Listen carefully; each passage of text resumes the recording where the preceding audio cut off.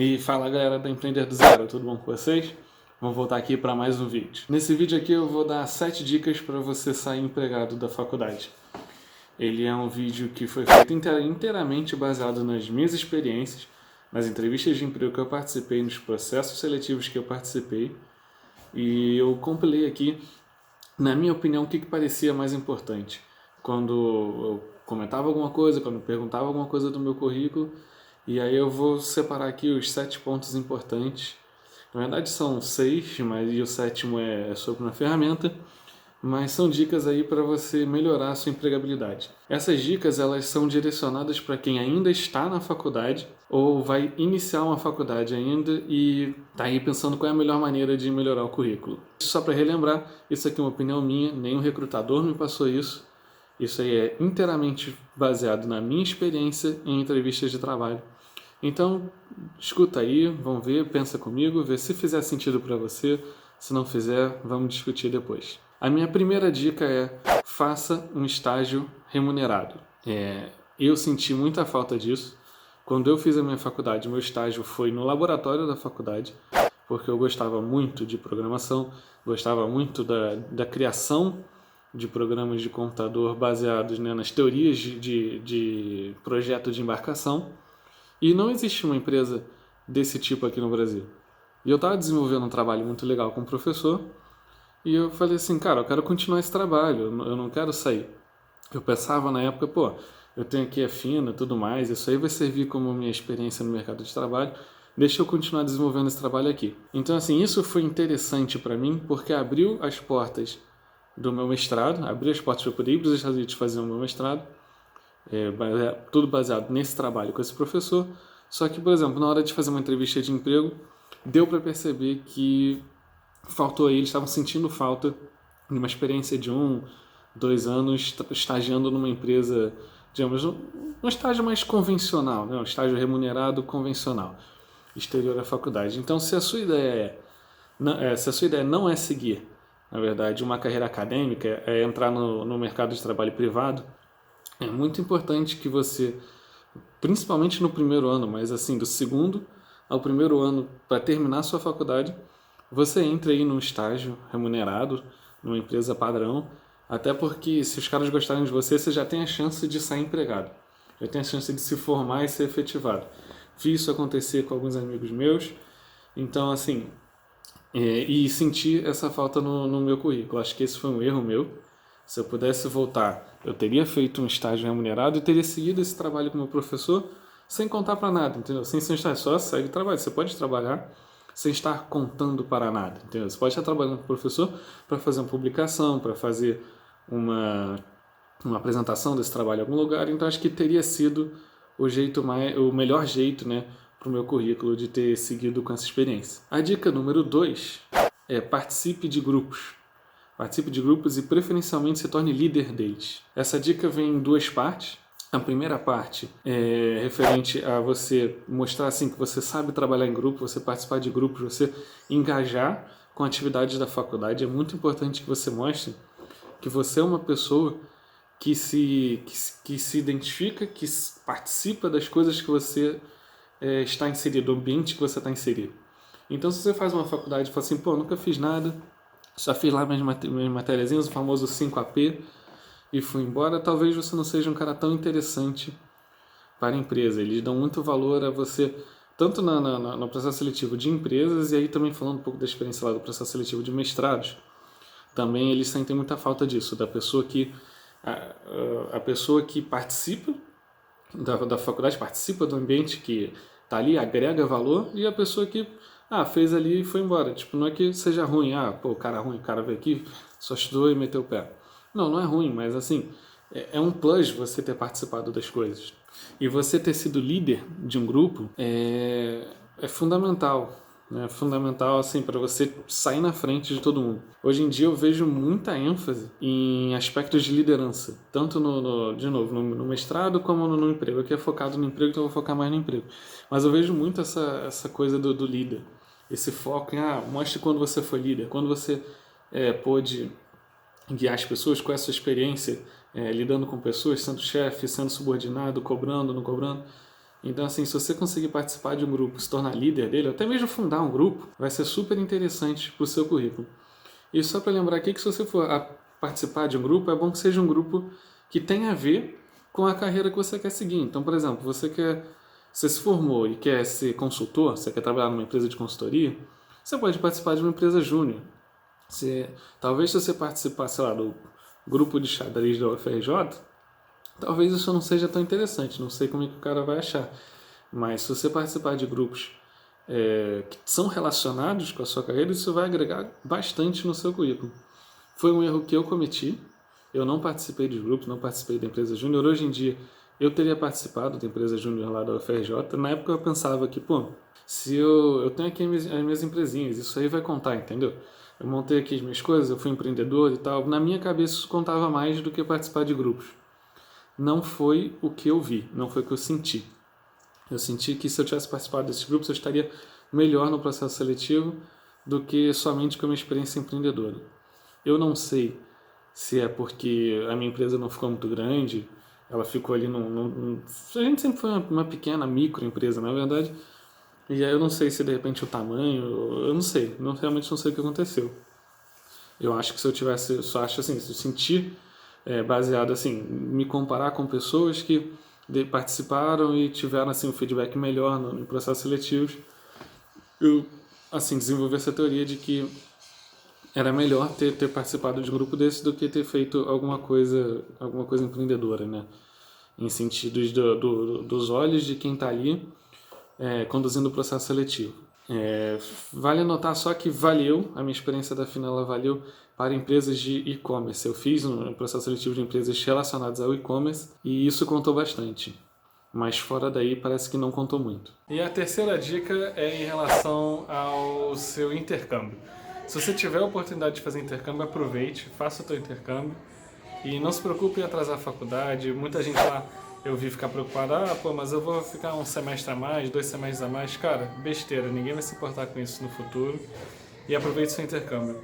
Isso conta muito, a experiência lá fora, a experiência no exterior é muito valorizada aqui no Brasil. Inclusive tem um livro que ainda vou comentar aqui no canal e no site, chamado Trabalhe 4 horas por semana, do Tim Ferriss, né, um empreendedor aí muito famoso.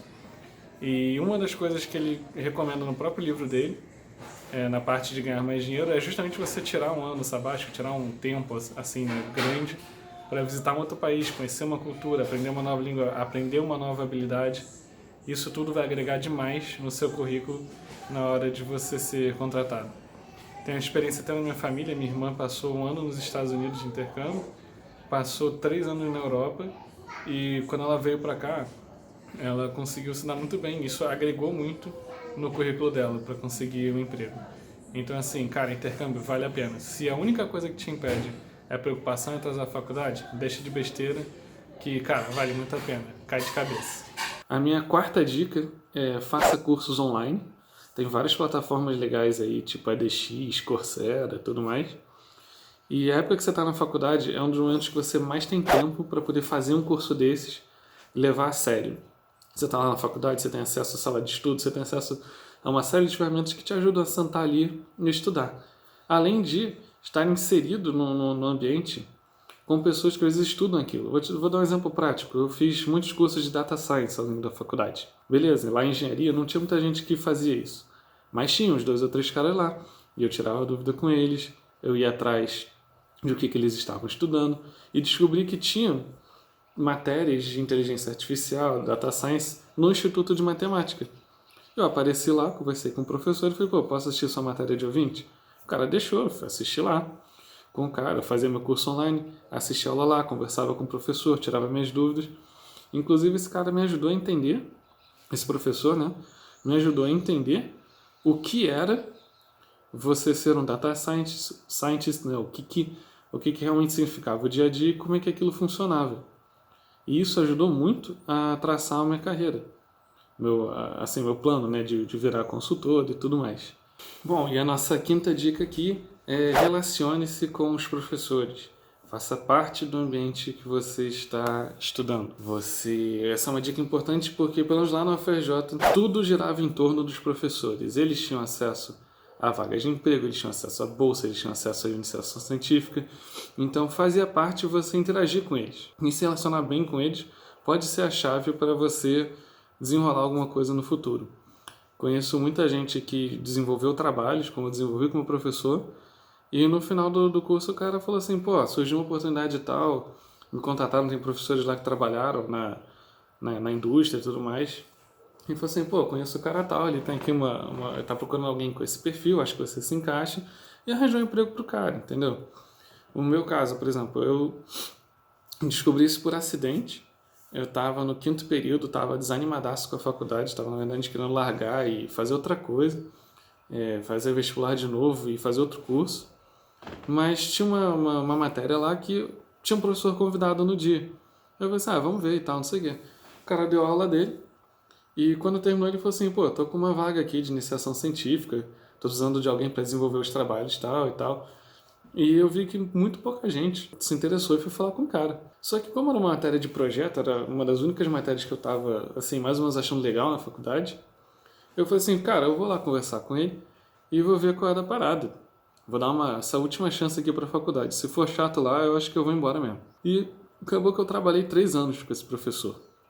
3 anos já trabalhando com ele, inclusive eu ainda tenho contato com ele pelo Zap aqui, na amizade, e porque a gente está publicando esse trabalho em 2 journals internacionais, então, tipo, continuo mais ou menos trabalhando ali com ele mesmo depois de formado. E ele, principalmente ele, esse trabalho com ele, a carta de recomendação dele tão importante para você pleitear um mestrado lá fora, foram que abriram as portas para mim para fazer esse mestrado lá nos Estados Unidos, para fazer esse MBA lá nos Estados Unidos. Fica aqui uma atenção, fica aqui uma observação, não adianta tentar fazer amizade falsa, eu estou me referindo realmente a você se integrar na faculdade e se dar bem com as pessoas. Eu não estou falando para ninguém vir aqui puxar saco dos outros para arranjar qualquer coisa, até porque os professores recebem isso o tempo todo. O tempo todo tem aluno lá tentando dar uma puxada de saco para ganhar alguma coisa. Então, assim, não é como se os caras também não tivessem acostumados e não soubessem julgar quem tá ali de onda e quem tá ali para desenvolver um trabalho sério, né? Pelo amor de Deus. Dica número 6. Se formar em 5 anos é legal, no meu caso de engenharia, né? Tem outros cursos que são de 4 anos, mas também não é tudo. Muito pouca gente teve problema com isso, na verdade eu não conheço ninguém que tenha tido problema com ter atrasado a formatura da faculdade, contanto que tem um motivo real. A gente vê muito lá dentro esse medo das pessoas de, pô, vou fazer, por exemplo, intercâmbio, que eu falei mais cedo. Pô, não sei se eu quero fazer um intercâmbio porque eu vou atrasar 1 ano depois, vou atrasar 6 meses depois. Mas a minha experiência é que isso não importa muito, contanto que tem um motivo. Você dizer assim, pô, fiz engenharia em 6 anos. Mas eu fiz em 6 anos porque eu fiz 1 ano de intercâmbio, porque eu fiz empresa júnior, sei lá, e aí eu puxei menos matéria para poder esticar um pouquinho mais e poder fazer, poder não reprovar as matérias, né? Poder dar tempo de fazer tudo bonitinho e bem nas matérias. Beleza, cara, não conheço ninguém que tenha tido problema com isso. Inclusive, o meu caso, eu atrasei um semestre na minha formatura por conta da fina vanguarda. Na época, eu tive que mais ou menos escolher entre botar meu tempo mais na faculdade e botar mais na fina. Eu puxei menos matérias na faculdade e acabei esticando 6 meses da minha formatura e nunca fui questionado.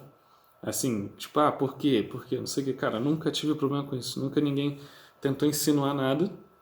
Porém, se você não tiver uma justificativa, se você não tiver, eu estiquei 6 meses porque eu resolvi tirar férias no meio da faculdade. Talvez os caras não vão entender muito bem e não vão achar isso muito legal. Já para entrevista de mestrado, eles levam isso um pouco mais a sério. Ainda mais porque lá fora os cursos são menores do que aqui, né? E eles gostam que você explique tudo bonitinho. Se você tiver, por exemplo, um gap de 6 meses na sua experiência, entre você estudar e arranjar um emprego, eles querem que você explique, tá ligado? Eles querem que você fale, pô, por que você ficou 6 meses parado? Você não estava fazendo nada, você estava procurando emprego, você ficou doente? Os caras querem saber. Então, assim, é uma coisa importante. Agora, você tendo tudo justificado, tudo bonitinho, tá tudo certo. Então, vamos lá para a nossa dica final. A dica número 7 tenha um LinkedIn. Essa ferramenta ela é importante para você descobrir vagas de emprego, para você se candidatar a vagas de emprego, mas principalmente para mim, a importância maior dessa ferramenta é você descobrir quem vai entrevistar você. Todas as entrevistas que eu fiz até agora, todas mesmo, eu fui visitado no meu LinkedIn uns 15 minutos, às vezes era no dia anterior, mas assim, no máximo até uns 10, 15 minutos antes da entrevista, alguém apareceu lá da empresa. E normalmente esse alguém que apareceu lá era a pessoa que estava me entrevistando. Então se você souber quem vai te entrevistar, te ajuda já a se preparar mentalmente e o que você vai falar para poder agradar aquela pessoa. Você vai poder ver quem é a pessoa, aonde ela se formou, quais são as relações dela com você, se ela tem algum amigo em comum, se ela tem algum conhecido em comum. Você vai poder já preparar toda a sua estratégia baseado naquela pessoa com uns 10, 15 minutos de adianto. Então, assim, eu acho que isso é muito válido. Parece que não, mas acho que é muito válido. Numa das primeiras entrevistas que eu fiz, eu vi lá quem era a pessoa, e vi que era uma pessoa, assim, de idade parecida, que tinha feito a mesma faculdade que eu. Então, assim, eu já comecei contando, pô, eu FRJ, não sei o quê. Então, assim, isso ajuda a quebrar o gelo, entendeu? Isso ajuda você a já criar ali uma boa impressão legal sobre você. Essas aqui foram as minhas dicas, são as coisas mais importantes que eu vi, que eu achei. De novo, não estou querendo dar receita de bolo para ninguém. Foi o que eu vi, o que eu achei. É a minha impressão dos processos seletivos. Ninguém me falou isso. Isso é puramente da minha cabeça. Então, se você acha que faz algum sentido, aplica na sua vida e depois me fala se deu certo. Se você acha que não faz sentido, não aplica, porque a pior coisa que tem é você fazer coisa porque os outros te falaram. E galerinha, obrigado pela atenção e até a próxima.